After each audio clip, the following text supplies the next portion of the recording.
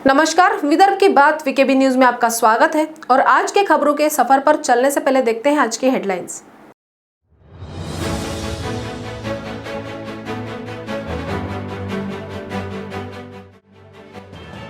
नागपुर से हैदराबाद के लिए उड़ान भरते समय टूट पड़ा विमान का पहिया। बिना पहिए के मुंबई एयरपोर्ट पर की गई विमान की हैरतनाक लैंडिंग।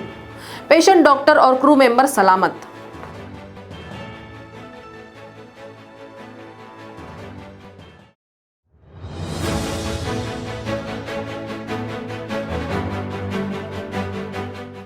नागपुर में मरीजों के प्राण बचाने के लिए भिलाई से मंगवाई जा रही ऑक्सीजन की अधबीच में ही हो रही थी चोरी।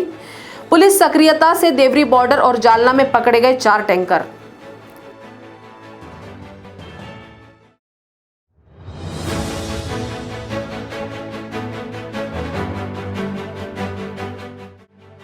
और एक बार फिर जिंदगी और मौत की जंग में हार गया कोरोना और जीत गई रिकवरी। शुक्रवार को 6,526 मरीजों को मिली अस्पताल से छुट्टी, जबकि एक दिन में मिले 4,306 पॉजिटिव।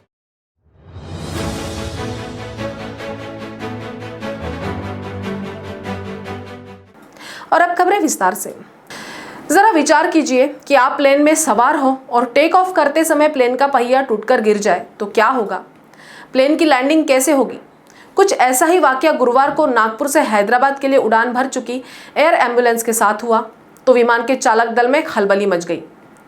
इस विमान में एक मरीज था जिसे इमरजेंसी में हैदराबाद ले जाया जा रहा था।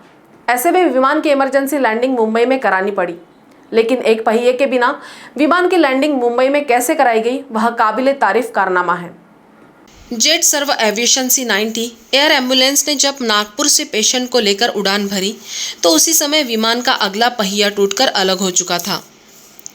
जब पायलट के ध्यान में यह बात आई तो विमान की लैंडिंग कराते समय भीषण हादसा होने की संभावना थी। बिना पहिए के लैंडिंग कराने का अर्थ सबकी जान जोखिम में डालना ही था। विमान में कुल 5 लोग थे, जिनमें 2 क्रू मेंबर, एक डॉक्टर और एक मरीज का समावेश था। ऐसे क्षण में पायलट ने धैर्य से काम लिया और इसकी सूचना तत्काल ही मुंबई एयरपोर्ट को दी।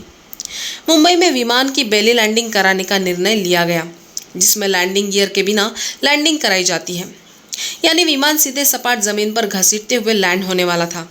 आग से बचाव के लिए फोम का रनवे बिछाया गया। फायर ब्रिगेड की कई गाड़ियां पहले से तैयार थी। जैसे ही विमान ने बेली लैंडिंग की, फायर ब्रिगेड की गाड़ियों से कई टन पानी विमान पर उड़ेला गया ताकि विमान की बॉडी गर्म होकर आग न पकड़ ले। अंततः बिना किसी हादसे के मुंबई में सुरक्षित लैंडिंग सफल रही।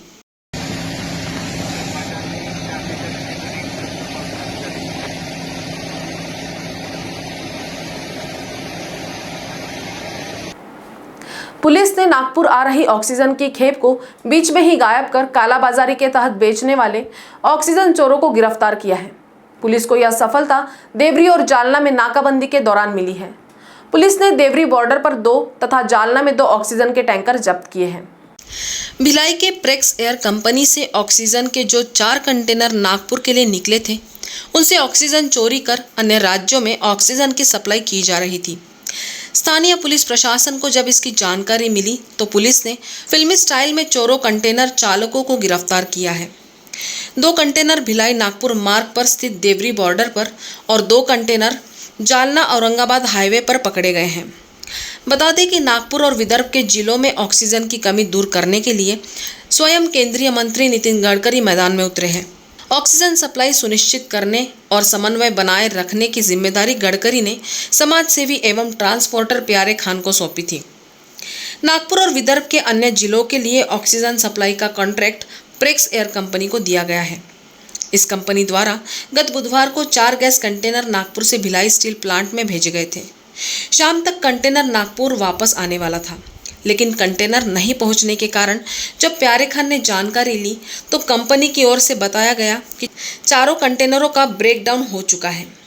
कंपनी मुख्यालय का भी फोन बंद होने से किसी भी प्रकार का समन्वय न होने के कारण खान ने अपनी टीम भिलाई भेजी।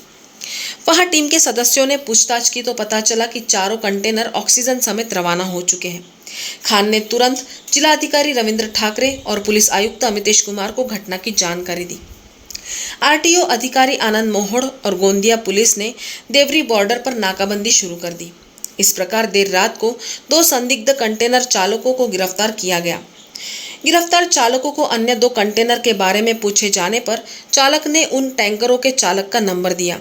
इस नंबर के आधार पर लोकेशन जालना औरंगाबाद महामार्ग के आसपास पाई गई।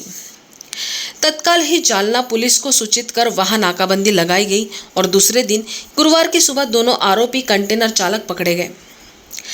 चारों कंटेनर पुलिस सुरक्षा के साथ नागपुर लाए गए हैं। कंटेनर चालक किसके इशारे पर काम कर रहे थे, इसकी जांच की जा रही है।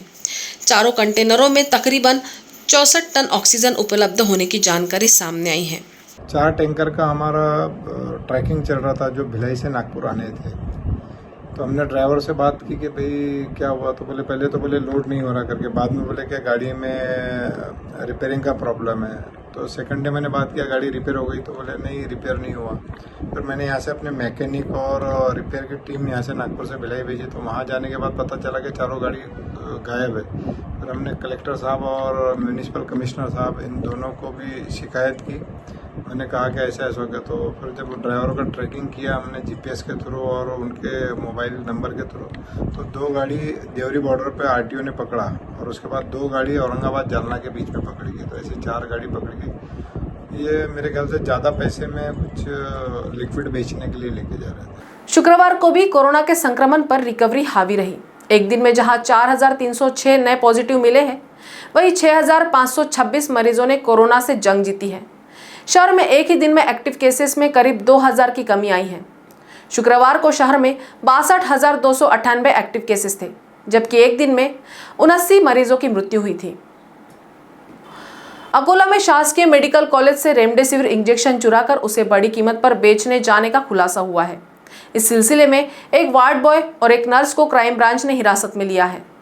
उन्होंने करीब 16 इंजेक्शन चुराकर बाजार में बेचे जाने की जानकारी सामने आई है। अकोला जिला शल्य चिकित्सक ने ठेका पद्धति पर रखे 2 कर्मचारियों को अकोला शासकीय वैद्यकीय महाविद्यालय में ड्यूटी पर तैनात किया था। इनमें वार्ड बॉय ऋषिकेश चौहान और परिचारिका संगीता बड़गे का समावेश है। ड्यूटी पर तैनात रहने के दौरान इनके अधीन मरीजों को लगाने के लिए बड़ी संख्या में रेमडेसिविर इंजेक्शन दिए जाते थे। इन इंजेक्शनों में से इन दोनों ने मिलकर करीब 16 इंजेक्शन पार कर दिए। जब इसकी भनक मेडिकल प्रशासन को लगी तो उन्होंने पुलिस में शिकायत दर्ज की। पुलिस ने इन दोनों को गिरफ्तार कर उनसे गहन पूछताछ शुरू कर दी है। उनके पास से एक रेमडेसिविर इंजेक्शन भी बरामद किया गया है। अकोला में अभी तक 50 से ज़्यादा रेमडेसिविर इंजेक्शनों की कालाबाजारी किए जाने की जानकारी मिली है। पुलिस ने इस सिलसिले में अभी तक 21 लोगों को हिरासत में लिया है। इन लोगों ने अभी तक कितने लोगों को इस प्रकार इंजेक्शन बेचे हैं, इसकी जांच पुलिस कर रही है। इस घटना ने साबित कर दिया की अकोला भी रेमडेसिविर की कालाबाजारी का बड़ा केंद्र बन चुका है। आत्ताच पोलिसांमार्फत अशी बातमी आली आहे आम्हाला की जीएमसी मधील काही स्टाफ नर्स आणि वार्ड बॉय हे रेमडेसिविर चोरून बाहेर विकतात आहे। यामध्ये आरोपींची नावं तर अजूनपर्यंत आमच्यापर्यंत आलेली नाही आहे, परंतु एक स्टाफ नर्स आणि एक वार्ड बॉय हे दोघांची बातमी समोर येते आहे आणि हे दोघंही जे आहेत हे CS साहेबांनी आम्हाला कंत्राटी बेसिसवर GMCमध्ये काम करण्यासाठी अपॉइंट करून दिलेले आहेत। त्यामुळे हे आमच्या आस्थापनाचे नाही आहेत, GMCच्या आस्थापनेवरील हे दोघेही नाही आहेत, याचा आम्ही माहिती घेतलेली आहे। देश भर में कोरोना के संक्रमण ने हाहाकार मचा रखा है। ऐसे में मध्य प्रदेश से लापरवाही को उजागर करने वाली एक और घटना सामने आई है, जिसमें निवाड़ी जिले के लुहरगुना गांव में एक कोरोना पॉजिटिव न केवल बारात में नाचा, बल्कि सारे गांव में घूमकर कोरोना का संक्रमण फैलाता रहा। पता चलने पर अब पूरे गांव को ही सील कर दिया गया। मध्य प्रदेश के निवाड़ी जिले के लुहरगुना गांव का एक युवक कोरोना पॉजिटिव था, लेकिन यह बात उसने सभी से छुपा रखी थी। इतना ही नहीं, वह गांव की एक शादी में शामिल हुआ। बारात निकली तो भीड़ में खूब डांस किया। सारे गांव में घूम घूम कर कोरोना का संक्रमण फैलाता रहा। इससे गांव के करीब 40 लोग संक्रमित हुए हैं। इनमें से कुछ की हालत गंभीर होने की बात सामने आई है। इस घटना की जानकारी मिलते ही जिला प्रशासन सक्रिय हुआ और पूरे गांव को रेड जोन घोषित करते हुए सील किया गया। अब इस गांव में आने और गांव वालों को कहीं बाहर जाने पर सख्त प्रतिबंध लगाया गया है। गांव में तगड़ा पुलिस बंदोबस्त लगाया गया है। लोगों को घर से बाहर नहीं निकलने का आह्वान किया जा रहा है। डॉक्टरों की एक टीम गांव में भेजी गई है जो घर घर जाकर लोगों के स्वास्थ्य की जानकारी ले रही है। पुलिस ने कोरोना का प्रसार करने वाले इस युवक के साथ ही बिना अनुमति वैवाहिक समारोह आयोजित करने वालों के खिलाफ अपराध दर्ज किया है। नागपुर महानगर पालिका के आसी नगर जोन में कार्यरत सूरज गणवीर और नागपुर महानगर पालिका में कार्यरत रविंद्र बागड़े 3 लाख रुपए की रिश्वत लेते हुए एंटी करप्शन ब्यूरो ने रंगे हाथ गिरफ्तार किया है। दोनों आरोपियों से एसीबी पूछताछ कर रही है। महाराष्ट्र के सीमावर्ती मध्य प्रदेश के वारा सिवनी परियोजना परिक्षेत्र अंतर्गत ग्राम अंबई से खड़गपुर मार्ग पर स्थित वन कक्ष क्रमांक 543 के समीप राजीव परियोजना की बड़ी नहर की पुलिया के नीचे मृत मादा बाघ का शव पाया गया। सूचना मिलते ही वन विभाग के वरिष्ठ अधिकारी मौके पर पहुंच गए हैं। बताया जा रहा है कि वारा सिवनी परियोजना परिक्षेत्र अंतर्गत ग्राम अंबाई से खड़गपुर मार्ग स्थित वन कक्ष क्रमांक 543 के समीप बाघिन का शव चिखला की ओर से बहता हुआ यहाँ पहुंचा है। प्राथमिक रूप से यह प्रतीत हो रहा है कि बाघिन द्वारा कुछ खा लेने के कारण उसकी मृत्यु हुई है। हालांकि एनटीसीए के अधिकारी सहित कान्हा टाइगर रिजर्व की टीम के साथ डॉग स्क्वाड के साथ मौके पर पहुंच गए हैं। जांच के उपरांत ही वास्तविक जानकारी प्राप्त होगी। फिलहाल बाघिन की उम्र लगभग 2.5 वर्ष बताई जा रही है। शव को पोस्टमार्टम के लिए भेजा गया है। इसकी रिपोर्ट आने के बाद ही खुलासा हो सकेगा कि बाघिन की मौत किन कारणों से हुई है। वन विभाग के अधिकारियों द्वारा जानकारी ली जा रही है। समस्त बिंदुओं पर जांच हो जाने के बाद शव को जलाने की प्रक्रिया की जाएगी। ऐसी जानकारी घटनास्थल पर मौजूद वन अधिकारियों ने दी है। वक्त हो चला एक ब्रेक का, मिलते एक छोटे से ब्रेक के बाद। कहते हैं जब प्रोफेशनल लाइफ रंग लाती है तो पर्सनल लाइफ थोड़ी फीकी पड़ जाती है। गलत, बस बैलेंस जरूरी है। जैसे एक्स्ट्रा लाल और एक्स्ट्रा तेज एक ही चिली पाउडर में हो सकते हैं। नेचुरल रेड और तीखेपन का परफेक्ट बैलेंस है सुरुचि तेजा लाल चिली पाउडर। खाने में हो रुचि तो घर लाइए सुरुचि। ब्रेक के बाद आपका स्वागत है। रायगढ़ जिले के एनडी स्टूडियो में शूटिंग के लिए बनाए गए किले में आग लगने की जानकारी मिली है। यह स्टूडियो रायगढ़ के करजत तहसील में है। स्टूडियो में आग किन कारणों से लगी है इसका खुलासा नहीं हो सका है। सूचना मिलते ही दमकल की 4 गाड़ियां स्पॉट पर पहुंच गई है। फिलहाल इससे कोई जनहानि की खबर नहीं है, लेकिन इस आग से उठा धुआं दूर दूर तक दिखाई दे रहा था।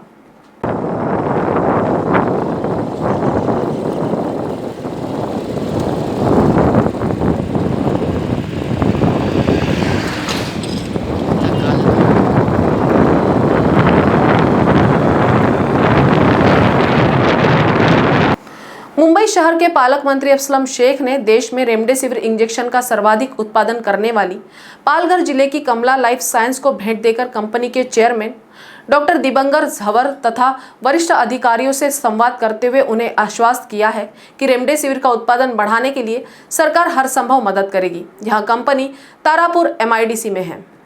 कमला लाइफ साइंस लिमिटेड कंपनी के चेयरमैन और अधिकारियों से चर्चा के बाद मीडिया से बातचीत करते हुए पालक मंत्री असलम शेख ने बताया कि कंपनी की प्रति माह 30 लाख से ज़्यादा रेमडेसिविर उत्पादन करने की क्षमता है। कच्चा माल अधिक मात्रा में मिला तो 50 लाख से भी ज़्यादा उत्पादन यह कंपनी कर सकती है। सरकार की ओर से कंपनी को उत्पादन बढ़ाने में हर संभव मदद देने का आश्वासन दिया गया है। राज्य व देश में रेमडेसिविर की कालाबाजारी बड़े पैमाने पर बढ़ रही है। रेमडेसिविर के एक डोज की कीमत अधिक से अधिक 2000 होनी चाहिए, लेकिन कालाबाजारी में वह 20,000 और इससे भी ज़्यादा कीमत में बेची जा रही है।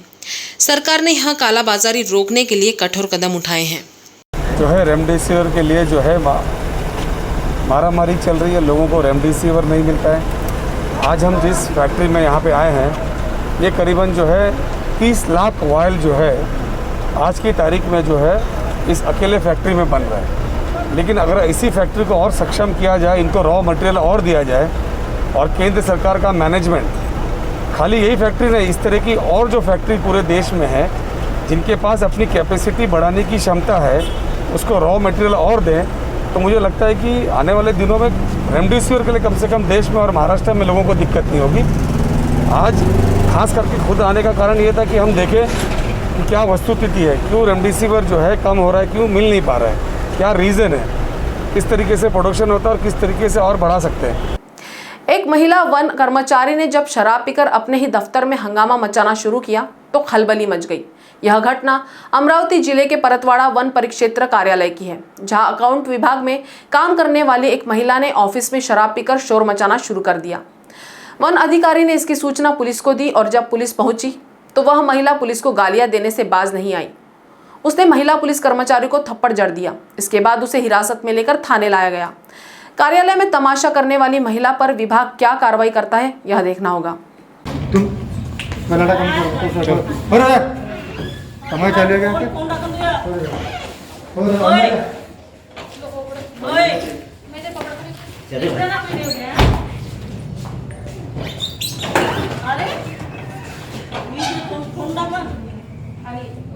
खाली ये नहीं बना था छटाक बर्शी पकड़ घ्या घ्या तिला घ्या घ्या घ्या घ्या घ्या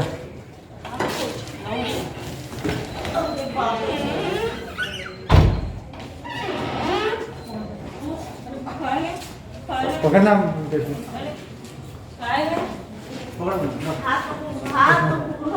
अरे चल रही की नाही दोघी जण नाही अरे बाप पकड़ ना रेशमा अरे पकड़ा ना, मानसी पकड़ा, काय आहे त्याच्यात? चल, आप कधी बाई देखो बाई कुठे? अरे बाप रे मुंबई में किसी समय एनकाउंटर स्पेशलिस्ट के रूप में पहचाने गए दया नायक की गोंदिया जिले में तैनाती होने की खबर है। यह तैनाती पुलिस विभाग में न होकर उप संचालक जाति निरीक्षक समिति के पद पर किए जाने की बात सामने आई है। माना जा रहा है कि दया नायक को अनिल देशमुख के 100 करोड़ वसूली कांड के बाद सजा के तौर पर यहां भेजा गया है। पुलिस विभाग के बहुचर्चित मुंबई एनकाउंटर स्पेशल दया नायक का तबादला गोंदिया में कर दिया गया है, लेकिन अब उन्हें पुलिस विभाग से साइडलाइन कर जाति जांच समिति का जिम्मा सौंपा गया है। माना जा रहा है कि विगत दिनों पूर्व डीजीपी परमबीर सिंह द्वारा तत्कालीन गृह मंत्री अनिल देशमुख पर लगाए गए आरोप और सचिन वाजे मामला सामने आने के बाद दया नायक को आनन फानन में गोंदिया भेजा गया है। दया नायक अब तक मुंबई में जुहू में एटीएस की कमान संभालते हुए दया नायक अब तक मुंबई में जुहू में एटीएस की कमान संभाले हुए थे। गोंदिया से दिलीप सिंह लिल्हारे की रिपोर्ट। चिकित्सा विशेषज्ञों ने कोरोना की तीसरी लहर भी आने की चेतावनी दी है। यह लहर आने से संपूर्ण नागपुर वासियों को वैक्सीन का सुरक्षा कवच मिलना अनिवार्य है। इसी भावना से नागपुर महानगर पालिका संपूर्ण नागरिकों का टीकाकरण करने के लिए प्रयासरत है। इसी कारण अब महापौर ने मुख्यमंत्री को पत्र लिखकर मांग की है कि नागपुर मनपा को स्वनिधि से वैक्सीन खरीदने की अनुमति दे, ताकि सभी नागरिकों का टीकाकरण सुनिश्चित किया जा सके। नागपुर मनपा 10 करोड़ खर्च करने को तैयार है और उसे इस कार्य के लिए 15 करोड़ की आवश्यकता है। की तज्ञांचं म्हणणं आहे की तिसरी लाट कोरोनाची येणार आहे आणि येणारी जी तिसरी लाट आहे ती याच्यापेक्षा जास्त भयंकर राहणार आहे। तर तिसरी लाट येण्याच्या पूर्वी संपूर्ण नागपूरकरांना वॅक्सिनच्या कव्हरिंग मिळाले पाहिजे, सगळ्यांचा वॅक्सिनेशन झाला पाहिजे। या दृष्टीने नागपूर महानगरपालिकाच्या महापौर म्हणून मी सन्माननीय मुख्यमंत्र्यांना एक पत्र लिहिलेलं आहे। त्याच्यात असं निवेदन केलेलं आहे की नागपूर महानगरपालिकेला स्वनिधीने वॅक्सिन खरेदी करण्याची अनुमती राज्य शासनाने प्रदान करावी। हेही पत्रात नमूद केलेलं आहे की केंद्र सरकारच्या माध्यमातून आणि राज्य सरकारच्या माध्यमातून मिळणारी जे वॅक्सिन आहे त्या वॅक्सिनसोबतच महानगरपालिका स्वतः वॅक्सिन खरेदी करून याची गतिशीलता वाढवण्याच्या मानसिकतेत आहे। कारण जर तिसरी लाट आली तो त्याच्यापूर्वी संपूर्ण नागपूरकरांचा वॅक्सिनेशन झाला पाहिजे, ही भावना त्याच्यातली आहे। माननीय मुख्यमंत्र्यांनी याच्यासाठी अनुमति द्यावी ऐसा निवेदन किया है। महाराष्ट्र प्रदेश कांग्रेस कमेटी के प्रवक्ता सचिन सावंत ने केंद्र सरकार की निंदा करते हुए कहा कि मोदी सरकार महाराष्ट्र के साथ कोरोना काल में सहायता के वितरण में अन्याय कर रही है। यह ऐसा समय है जब नागरिकों को ऑक्सीजन, वैक्सीन और रेमडेसिविर की नितांत आवश्यकता है, लेकिन केंद्र सरकार केवल भाजपा शासित राज्यों को मदद कर रही है। उसकी सूची में जिन राज्यों का समावेश है उसमें महाराष्ट्र का कोई स्थान ही नहीं है। गए 1.5 वर्ष से महाराष्ट्र विकास आघाड़ी सरकार अस्तित्व में आने के बाद महाराष्ट्र के साथ मोदी सरकार बार बार अन्याय कर रही है। कोरोना के काल में तो पूरी तरह से स्पष्ट हो चुका है कि मोदी सरकार महाराष्ट्र को सहयोग करने में हिचकिचा रही है। पूरी वितरण व्यवस्था उन्होंने अपने हाथ में रखी है, केंद्रित की है, लेकिन जब वितरण करने की बात आती है तो भारतीय जनता पार्टी शासित जो राज्य है उनको प्राथमिकता दी जाती है और महाराष्ट्र को अन्याय का सामना करना पड़ रहा है, जिसमें वेंटिलेटर हो, मास्क हो, पीपीई किट्स की वितरण की व्यवस्था हो, या ऑक्सीजन की सप्लाई हो, रेमडेसिविर इंजेक्शन की सप्लाई हो, या टीकाकरण करने के लिए टीकों की सप्लाई हो। महाराष्ट्र को लगातार यह अन्याय झेलना पड़ रहा है। और अभी अंतर्राष्ट्रीय स्तर पर से जो मदद देश को आ रही है, 40 देशों ने बहुत बड़े तादाद पर मदद की है। उसके ऊपर पहले तो मोदी सरकार ने कोई निर्णय नहीं लिया, लेकिन वितरण के लिए जो राज्यों की सूची तैयार की गई है उसमें भी महाराष्ट्र का नाम नहीं है और भारतीय जनता पार्टी शासित राज्य वहां दिखाई दे रहे हैं, जिसकी हम कड़ी भर्त्सना करते हैं। ये अन्याय महाराष्ट्र के साथ क्यों हो रहा है, इसका जवाब अभी देवेंद्र फडणवीस जी से हम मांगते हैं। नागपुर शहर युवक कांग्रेस उपाध्यक्ष धीरज पांडे के निधन का सदमा अभी कांग्रेस झेल भी नहीं पाई थी कि नागपुर में शहर कांग्रेस कमेटी के एक और पदाधिकारी की कोरोना से रिकवर के बाद हार्ट अटैक से मृत्यु होने की खबर है। शहर कांग्रेस कमेटी के उपाध्यक्ष पूर्व नगर सेवक किशोर गजभिये कुछ समय पूर्व कोरोना से ग्रस्त थे। कोरोना से जंग जीतने के बाद अस्पताल से छुट्टी दे दी गई थी। वे अभी रिलीफ ही कर रहे थे कि अचानक हार्ट अटैक से उनकी मृत्यु हो गई। तो खबरों के सफर में आज इतना ही। आपसे फिर मुलाकात होगी, तब तक बने रहिए वीकेबी न्यूज के साथ। नमस्कार।